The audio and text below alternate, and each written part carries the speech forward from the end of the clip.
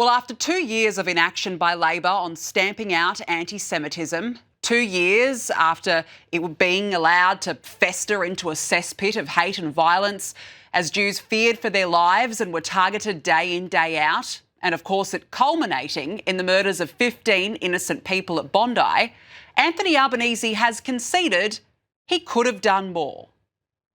Do you think part of the healing is offering a statement of contrition, whether it's a broader one from society or your own, would move some of those people, help some of those people? Look, of course more could have always been done. Governments aren't perfect. I'm not perfect. We have engaged in a constructive way. Prime Minister, you say you could have done more. Can you explain why you haven't done more until now? Well, we could always have done more. But why haven't you done more? Well, I have done my best to respond. Do I regret anyone in this position would regret not doing more in any inadequacies which are there. But what we need to do is to move forward. Well, firstly, extraordinary. The press pack are only now just asking why the Prime Minister hasn't done more. But now we have a situation where the Prime Minister is admitting it and regrets it. What an admission of failure. Because the warning signs were there, flashing pretty clearly in red lights. If you cast your minds back, October 7 happened, Labor called for restraint. The Israeli flag was set alight on the steps of the Sydney Opera House, and "Where are the Jews?" was chanted, and Jews were told to leave the city. Labor was silent. Hate preachers were elated. Labor was silent. Jewish businesses were targeted, childcare centres, schools, homes. Jews were doxed, synagogues firebombed, the Harbour Bridge hijacked by protesters. The list goes on. Labor said, oh, no, we can't tolerate that. Tolerance, tolerance, tolerance, tolerance again. The anti-Semitism report was then conflated with Islamophobia. The report sat on the Prime Minister's desk, catching dust, while he went to the UN and recognised a Palestinian state. And now 15 people are dead, and Anthony Albanese gives us a whoopsie moment. Is there a part of you that regrets not acting earlier with more strength and conviction to try and do more earlier? And for the pain that Jewish Australians and all Australians are feeling right now, do you apologise for that? Look, my heart goes out to Jewish Australians. Is there more that can be done? There is always more that can be done. Always. And quite clearly, there's more to do. And on top of these announcements, there'll be more to do as well. This is truly reprehensible on the part of the Prime Minister and Labor. Reprehensible what they've done. He won't even say sorry. Anthony Albanese has failed in this moment and failed from the start.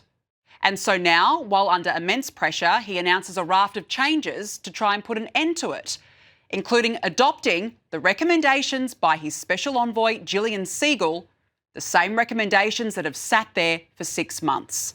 The changes include making it a new offence for preachers' hate speech, increased penalties for hate speech, making hate a sentencing aggravated factor, a regime to list groups promoting hatred, and an offence for advocating racial supremacy. The Home Affairs Minister will also have special powers to reject or cancel visas for anyone spreading anti-Jewish hate. I mean, is Tony Burke seriously going to kick people out of this country when he's welcomed in 3,000 Gazans with little to no security checks and even gave some a private meet and greet at Sydney Airport and also let in the ISIS brides? Really? And with that came more excuses by the Prime Minister. People grieving right now might reasonably ask why these changes to the thresholds around these laws have taken so long, and do you take some responsibility for that delay? We are the first government to legislate on hate speech. We did that. So why have you not acted on it yet? If the laws are already in place, why aren't radical preachers of hate being arrested? Now, this is early days when it comes to these changes, but there are too many questions and answers. What is the new criminal threshold for hate speech? What makes a person go over that line? The Home Affairs Minister Tony Burke couldn't say. We have all seen vision of hate preachers where we are shocked that that is happening in Australia.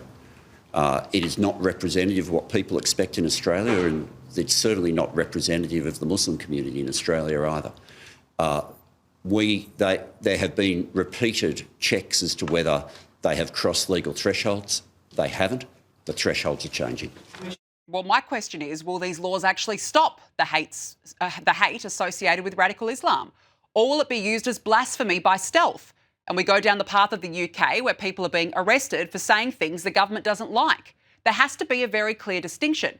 Now, I'm all for change when freedom of speech crosses into hate speech and violence. And we've certainly seen that day in, day out in Australia when death to the IDF was chanted, globalise the Intifada, being elated and saying October 7 is a day of courage, the hate being spewed from radical preachers in mosques around the country, that it definitely encourages violence. But there needs to be a distinction made by Labor, and it's an important one. But there's still no time frame for legislation.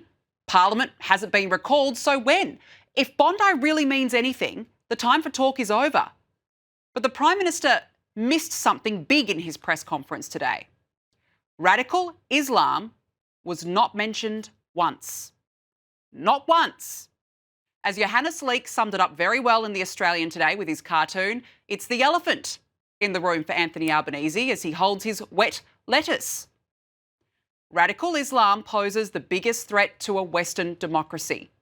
Yet Labor has imported hate under the guise of healthy and sustainable multiculturalism, despite the Prime Minister trying to gaslight us into thinking otherwise.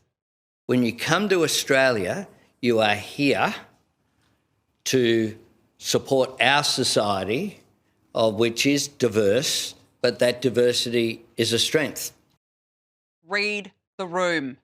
The past 2 years would suggest otherwise. Diversity is not our strength. It's our biggest weakness right now. It has failed. Even the AFP Commissioner, after having told us earlier in the week that the Bondi massacre was not motivated by religion, she ducked and weaved today when asked again. This was about extremism. This was ISIS-inspired. We know ISIS distorts and corrupts Islam, which leads to radicalisation. The point I was making is that these two, we know, were inspired by ISIS. Call it out for what it is. Radical Islam. We've imported people into this country, some who hate us, some who hate our values, and some who have no interest in assimilating. Why? Because their values are incompatible with ours. And the common denominator is radical Islam. It's a religious-driven ideology that has no place in Australia. So the Prime Minister can talk and talk about changes to laws, but unless he does something about it, unless he says it out loud, those laws may as well be rendered useless already.